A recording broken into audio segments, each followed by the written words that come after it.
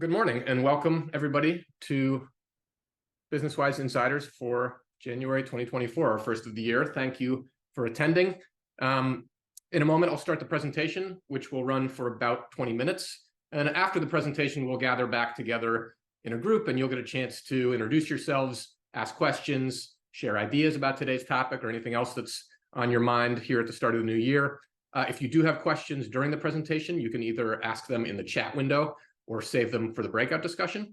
And I would encourage everybody to stick around for that portion of Insiders. It's really the magic of Insiders, introducing yourself, meeting other people, and sharing ideas. You'll get a lot of good information, hopefully, from the presentation itself. But when we break it down and learn from each other, I think that's really where we make the most progress. So I hope you stick around. But before that, let's turn to today's topic. And we're going to be talking about what I've called the science of B2B sales, stats and formulas for more good leads in 2024. Obviously, it's not entirely scientific. These are data points that are going to show sort of the current state of cold outreach sales prospecting at the beginning of the sales process. Like I said, to identify challenges and opportunities and to see what we can draw from it as far as building a process and approach that will make 2024 and beyond more successful from a sales standpoint. And there are a few reasons we like to cover this topic and revisit it from time to time. First, there's a lot of conventional wisdom about what works, what doesn't, and about how to prospect and sell.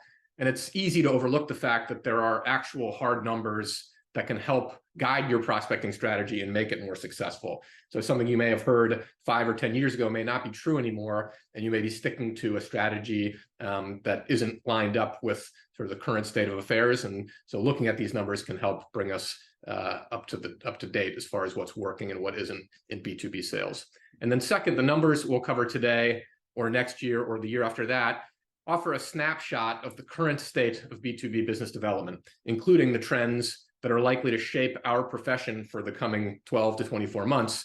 So it's a great way, like I said, to get up to speed and adjust your approach to be able to successfully navigate what's coming your way, both in terms of challenges and opportunities. But I wanted to start with a little challenge to see where your mind goes first when it comes to putting numbers to some key prospecting tactics. So I'll open a poll with each of these questions to give everyone a chance to weigh in with their answers. And it's all anonymous. There's no pressure, so just go with your gut. And the questions are, on average, how many dials does it take to have a live conversation with a prospect? On average, what percentage of your prospecting emails will be opened by a prospect? And then what is the most important element in lead gen success of these three? Your list, your offer, or your delivery. And when I say delivery, I mean the words you use and the way you deliver them. For example, your cold call and email scripts or the graphics and images that you might use on your website or in an email. And we'll come back to each of these at various points in the presentation to talk about the answers and how they compare to the group's initial thoughts. So I'll leave that poll open for a few minutes while I continue.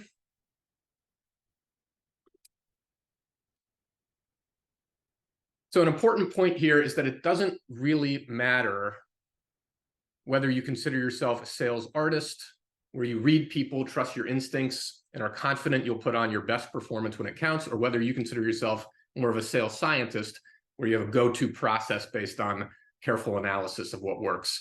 And we work with people on both ends of the spectrum. And we find that both can really benefit from understanding the numbers and using them to build an approach that plays to their strengths and maximizes outcomes. And I wanted to start with one overall overarching statistic that is to sort of set the stage for this morning. And that is that according to a HubSpot report from the end of 2023, looking ahead to 2024, 54% of sales reps say that selling in 2023 was harder this year than it was before. And that the biggest challenges included standing out from the competition, the lack of high quality leads, and reaching decision makers. Now, the list here on the right isn't exactly a new list. These are things that we always grapple with in the B2B space. But I think it's safe to say that for at least these 54% of sales reps, and I know this is true with some of our clients and for ourselves, but some of these challenges felt a little less surmountable in 2023 than they did previously. When you talk about standing out from the competition, we're working in a saturated marketplace, so conveying your unique value is really critical, but it's also really hard because breaking through the noise of a cluttered inbox where a prospect has more control over who they talk to and interact with can be a real challenge, and that translates to good leads becoming harder to come by. And then reaching decision makers directly. So when inbound leads are less abundant because of a crowded marketplace, or because you're not reaching people as effectively due to that saturation, that quality contact data becomes really essential for a full pipeline. So that's sort of the stat that I wanted to set the stage with. We're going to take a harder look at some individual statistics about cold calling, email marketing, some other things. But before I did that, Deborah, did you have anything you wanted to mention here? And if you want to pass because of your voice, that's fine. Great. So let's dive in. So that'll bring us to our first set of trends and statistics, and where we're going to be focusing on cold calling. And we start here for a couple of reasons. And the first is that the topic of cold calling generates strong feelings, to say the least. And whether you love it or hate it, you're probably pretty sure your cold calling philosophy is the right one, and you have your reasons. Second, when it comes to measuring success, cold calling is a lot more nebulous than lead generation using digital channels like email. It takes a lot more effort to determine what works and what doesn't, and even the best data can be imprecise. But that doesn't mean there aren't hard numbers that can help guide your strategy. So as we set out to determine whether cold calling is worth your time and how to craft a prospecting strategy that makes the best use of your cold calling time, we need to know how much time really goes into each successful call. So according to Jason Bay of Outbound Squad, it takes 20 to 25 dial attempts to make one completed call. And if we look at our survey results, it looks like a third of people said more than 30 and a third of people said 10 to 20. But we're all generally in the right area if you're looking at that sort of 10 to 20 to 30 or more calls to reach a live prospect. And then according to Gong, only 1.5% of completed calls lead to a positive outcome like an appointment. Now, these may be different from your own experience or what you've read about, but they're certainly in the range of what a typical B2B sales rep can expect in terms of cold calling metrics. And if you use our figures and then take them to their logical conclusion, it reinforces the concept that cold calling isn't easy. It can take hundreds of dials just to set one appointment.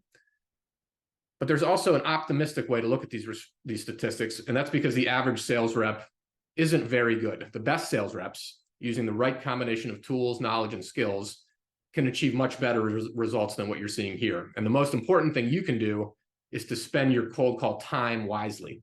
So when you build a cold call list of your absolute best prospects and focus your valuable cold calling time there, your success rate goes way up. It really is a game of finding time and making the most of it when it comes to cold calling. So the question becomes, how do you ensure your cold calling strategy is focused on the right prospects? And our statistic here is that sales reps spend up to 40% of their cold calling time just looking for somebody to call. And when you think about that in combination with the previous statistic, it's pretty staggering.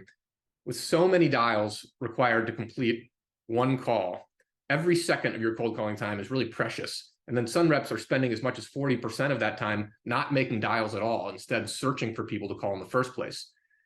But the corollary is that when you start off with a list of top prospects, you can spend the majority of your cold call time actually making dials. And over time, you'll set a lot more appointments than if you're constantly in that search mode. And then finally, once again, prioritize. Even if you use BusinessWise or a similar tool with contact data for decision makers where you can instantly access that info for thousands of prospects, it's critical to be really focused. Sales reps should have more than one list. They should have multiple tiered lists tailored to their various prospecting channels. And with cold calling, it's all about those really top prospects because of that time and energy calculation. And then our third cold calling statistic brings us full circle and helps answer the question, does cold calling actually still work? This is a stat from a Rain Group survey within the past couple of years. So it's a true reflection of today's environment. 82% of buyers say they have taken a meeting after a conversation started with a cold call. So the next time you hear someone in sales talk about how much they hate cold calling or how much they hate receiving cold calls, remember this: in practice, it still works. It's still far more common than not for decision makers to have had conversations resulting from cold calls. And part of the reason for that is the difference between cold calling in the abstract, which most people consider to be a negative experience, receiving it and making it, and cold calling in practice, where sales reps who are persistent and who speak to their prospects' challenges and priorities can create real opportunities for constructive engagement.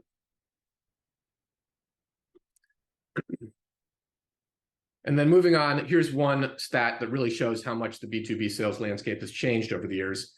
96% of B2B buyers research products online before purchasing.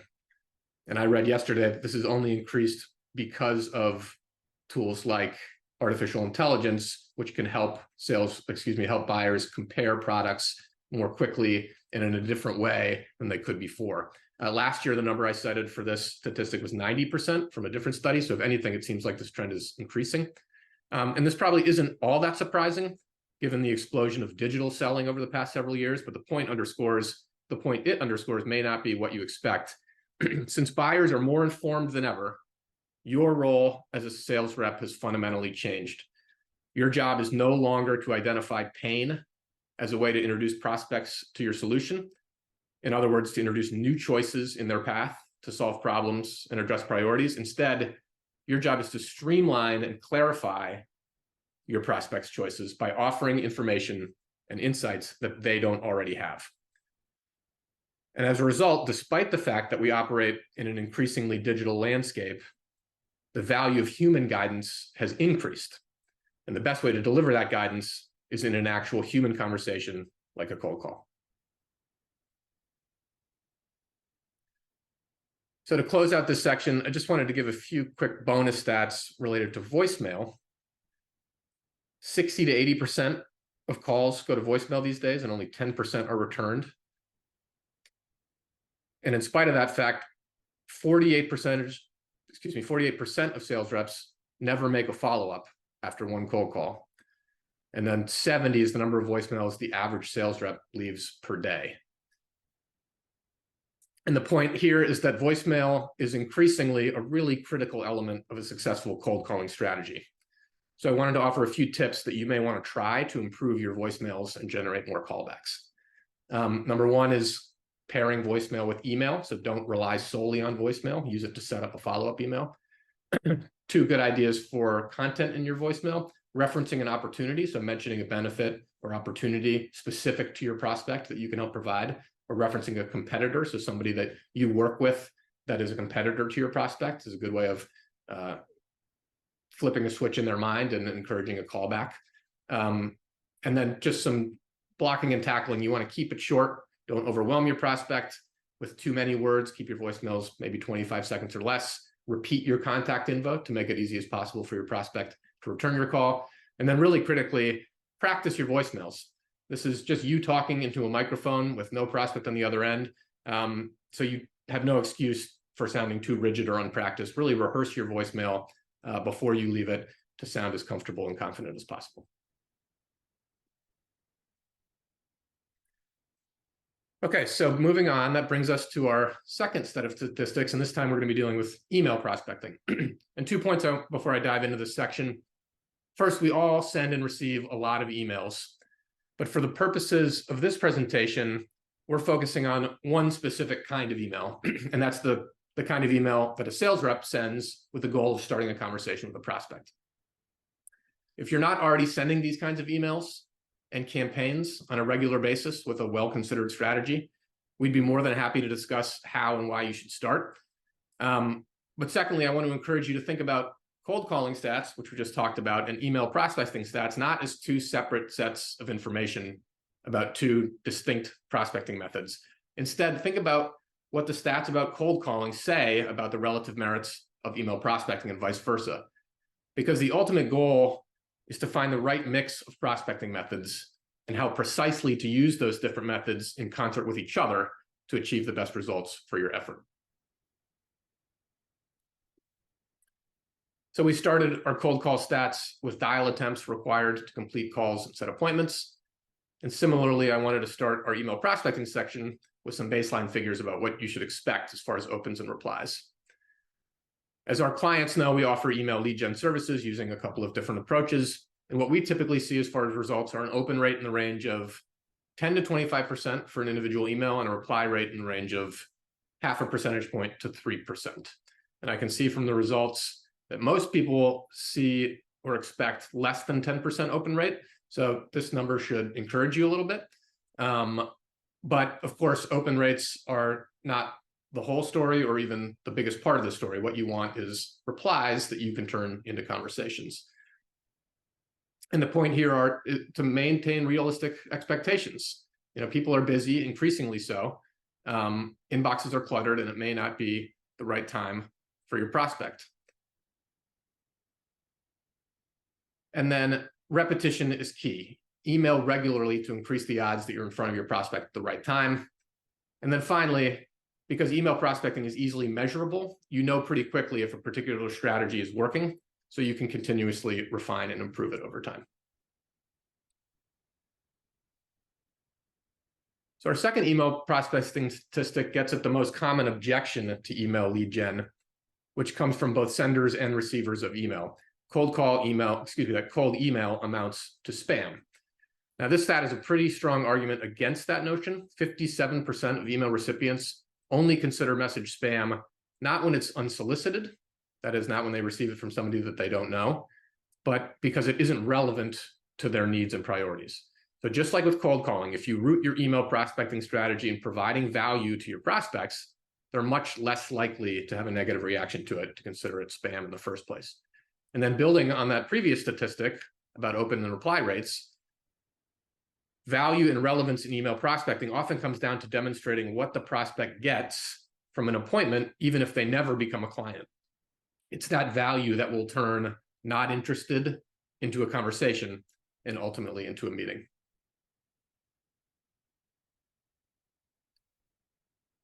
So here's a stat that we came across last year that I thought was especially valuable in terms of the importance of consistency. And that's following up with a prospect multiple times can double your cold email response rate. So whether it's email or cold calling, we've talked about how often sales reps give up after a first attempt, and this shows how big a mistake that can be. Again, the inbox is a crowded place, and not every message gets through the first time. Follow-ups remind prospects that you're there and increase the odds that you'll reach the right prospect at the right time.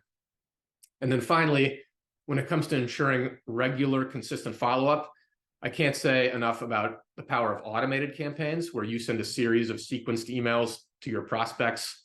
That can be a real game changer because the follow-ups are baked into the strategy. So you don't have to remember to send somebody a follow-up. The campaign does it for you. And as a result, you can see a lot better success rates by using such a campaign.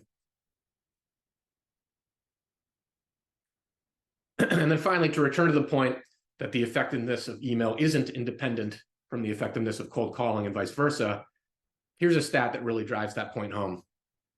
According to SalesLoft, response rates are 77% lower for prospecting cadences that only use email and 91% lower for prospecting cadences that use only cold calls when compared with multi-channel cadences. So if you're only using the phone, or if you're only using email, you're getting only a fraction of the responses that you'd get with a multi-channel approach. Now, of course, there are a lot of variables here, from how many channels you use to the length and frequency of the touches in your cadence, but it just can't be overstated how important it is to use more than one channel these days, because each channel has a clear role to play in your cold call outreach cadence. And I've listed some of the benefits of each channel on the right here of the slide. And then, of course, we'd be remiss if we didn't include some statistics about AI this year, since even though AI is everywhere, there doesn't seem to be a clear picture or consensus about whether or how you can use it to boost your sales results. We actually did an insider session last year where we looked at whether generative AI tools like ChatGPT could write prospecting emails that were clear, concise, human-sounding, and insightful. And while AI fell short in some key areas, it can serve as an effective email writing resource. It can give you something to work with. It can revise what you've written to fix mistakes and make it clearer. And if you use it right, it can save you time. And for those reasons, it's probably no surprise that 38% of marketers that use AI use it to write emails. This is all from a recent HubSpot report. And that 95% of those marketers rate it as effective or very effective for email creation. And then on the flip side, I just wanted to include this in case anybody was worrying about AI taking your job as a sales rep. Even in the age of the chatbot, a full 82% of sales reps say building relationships with people is the most important and most enjoyable part of selling. So it has to be a balance. AI should be viewed as a tool that, when used effectively, can help you start conversations where your humanness takes center stage, because that's what creates trust and closes deals.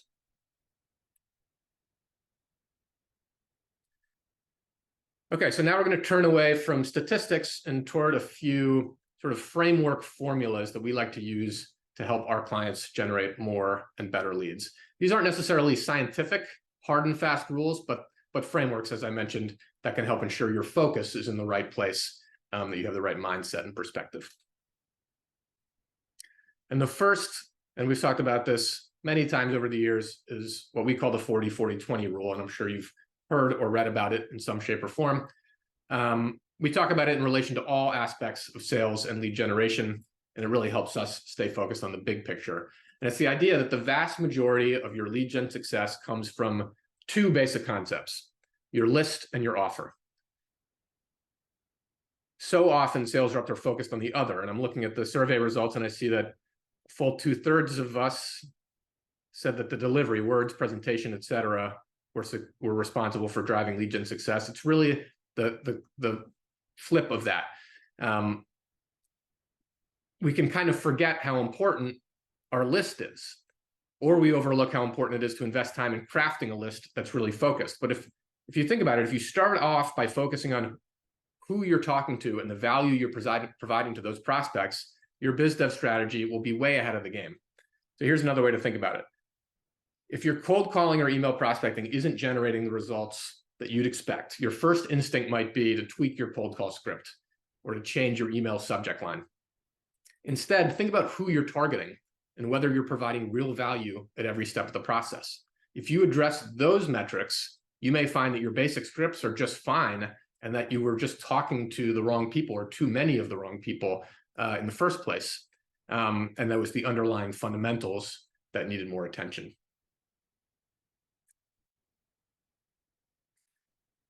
So let's take a look at another one. This is a statistic / formula about speaking versus listening on your cold calls. Now, in previous years, we've leaned heavily on what's known as the 70-30 rule, which holds that sales reps should spend 70% of their time listening and only 30% of their time talking. And while that still may be true for the first-time appointments or engagements later in the sales process, that may no longer be true in the context of an initial cold call. The company Gong Revenue Intelligence found that in the context of cold calling, the most successful sales reps actually talk slightly more than they listen. And that emphasizes a really important point that I've already mentioned a couple of times, but that's different about today's sales prospecting landscape than it was 10 or 15 years ago. As I've mentioned, you need to demonstrate your value to your prospect in terms of what they receive from a conversation or meeting with you. And you can't really show your value in the tight confines of a cold call if all you're doing is asking questions and listening to the responses. Instead, you may need to talk a little more to show that you have ideas, insights, and experiences that are different from what your prospect can get from other sources, and that will help your prospect solve problems and address priorities. Because if they don't see that, you're asking them to provide you information which doesn't do much for them and probably won't move the needle as far as whether they're going to agree to a further conversation. And then to put an even finer point on that, in a cold call, you have to do it really quickly. So this is another metric from Gong Revenue Intelligence. They call it 5 seconds to earn 5 minutes. So in other words, if you're not clear at the very beginning of your call on the kind of value you're going to provide, your prospect won't give you any more of his or her time. So use those initial 5-10 seconds to buy yourself additional time with your prospect in terms of so you can tell them what else you can give them, and again, earn more time. And then one final framework for you as you look ahead to 2024 in terms of goal setting. I came across this a couple of years ago and found it very helpful as we think about building that consistent process that Deborah talked about at the beginning that all sales reps need to generate results over time. It requires striking the right mental balance between the daily grind on one hand and those big annual goals we always think about. And the idea is that we overestimate what we can accomplish in a given day, but we underestimate what we can accomplish in a year. And this is especially true in sales, where the process can feel like it's failing on any given day, where you didn't do or accomplish what you wanted or get the results that you were hoping for. Maybe you didn't call as many prospects, or maybe you didn't get as many phone pickups or email replies as you hoped to or you thought you would need to move the needle. In those moments, remind yourself to zoom out and stick with it, because if you do every day consistently, the chances are you'll be really surprised at how much you can achieve over the long term. So that's the end of our presentation. Before we go back to the discussion group, I just wanted to invite Deborah to offer any conclusionary remarks. Thanks, Sam. I just want to reiterate those 3 C's of cold outreach and consistency to the activity and the commitment to the process long term. And one way to make that happen, today Sam covered a broad array of ideas, and every month we'll take a deeper dive to some more specific areas over the year.